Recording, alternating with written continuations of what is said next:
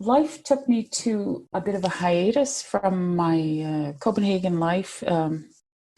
Just going on 2 years ago now. And I found myself, in fact, in early January of 2019, just kind of pressing reset and recalibrating, and was lucky to have a house sit situation for a couple of months in a friend's place in Ontario in bleak winter weather. And I just thought, what am I doing? What's next? And I had been looking into female composers prior to that, but not in a super focused way. I was interested in Clara Schumann and had read a couple of her biographies. And then somehow in that, sitting there in that home with a beautiful space and a piano and nothing else really other than winter weather, so I didn't want to go in that, I just started exploring. And on my internet, and starting with, you know this website, and most of your listeners probably, imslp.org, yes. Which is, speaking of treasure troves. So I just started looking into female composers. And because my previous specialty, I have 4 CDs of the music of Edvard Grieg. So I have a bit of an affinity for the Romantic era. I sort of started in that era. And as soon as I started, I noticed that, I mean, there weren't at that point, it's more and more now, but there weren't a lot of pieces available on IMSLP. Yes. But what I found was, I mean, I was weeping, basically. Where have you been all my life? You know, all these composers and these pieces. And quite soon into it, I thought, well, I have to make a program out of this. And why not? I'll make a recording. And then that quite soon led to, wait a minute, this is a life's mission now. I need to just devote myself to uncovering gems that have been lying in a drawer for 100 years. And so it became not just one album, but a series of 6 albums. I've only recorded the one so far, but yeah, 6 will be coming. So why did I begin exactly in 1840 to 1870? It just sort of sorted that way at first. And I thought, you know what, each volume will be about a generation or so of composers. And I would like to play music of this era. And I think I don't need to start with the earlier generation, because we have Clara Schumann and Fanny Mendelssohn there, they're fine. They don't need my help so much. Yeah, they have their PR already. So I started with that mid-19th century, composers born in mid-19th century. And then I thought, you know what, this entire project, I wanted to be aligned with female energy.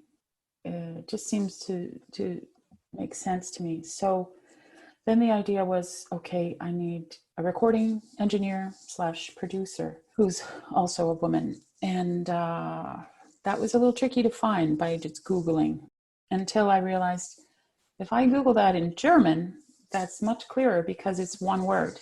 Tonmeisterin is the female version of Tonmeister, which is recording engineer. Yes. So I found a beautiful, the perfect collaborator in Wuppertal, Germany, is actually where we recorded.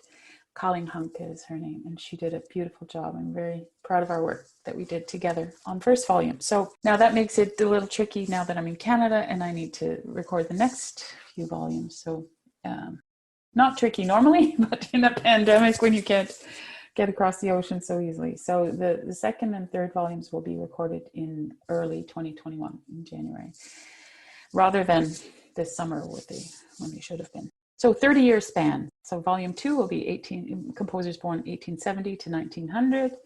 Volume 3, I've got that mostly designed, is composers born 1900 to 1930, and so on, until volume 6 will be composers.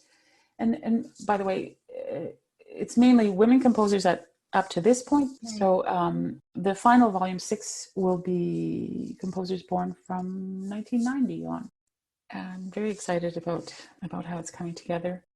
And I also have used a female designer graphic artist, and each album will have cover art that is based in a painting, again, by a female artist of the same generation as the composers. So why did you feel that it was important for you to have an all-women team for the album? Yeah, it just seemed to be in alignment with my kind of mission of women in some fields have been, and in some eras in particular, have been overlooked. And let's celebrate all the beauty that exists in these women's work, and let's give support to women in general who are working in these areas. To me, it just seemed that it supported the whole idea to have every aspect of it. Nothing against working with men. I've really, it's just that this particular project is absolutely about that, uncovering what has been kind of relegated in the past. Following in that vein, you said that in your programme notes, the classical music industry has been starting to change around women composers, and historically there have been prejudices surrounding women composers. So why do you think that these prejudices around gender bias still exist? Yeah, that's a good question. I mean, that applies to almost every aspect of life. We're in a big Yes, time of shifting absolutely. right now, and I guess some people would say, of course, we're dismantling the patriarchy, and no joke. The thing is, for example, these 19th century born composers, there were several of them who were superstars at the time. They had Yes. massive careers. In fact, Cécile Chaminade, who has been also well known in the meantime, but just for her one piece that is part of the standard repertoire, and that's her flute concertino. But Yes, that's um, right. this woman, she wrote so much incredible music, piano music and songs and chamber music, and she was traveling around. Queen Victoria, held her in high regard. She was right up there, and they formed in the U.S. There were these circles. I forget what they were called. Chaminade circle. I mean, Agathe Bakker Grøndal, the Yeah. Norwegian composer. She was zooming around Europe. She had an international career as a pianist and composer. Yes. Sophie Menta was also playing concerts all over Europe.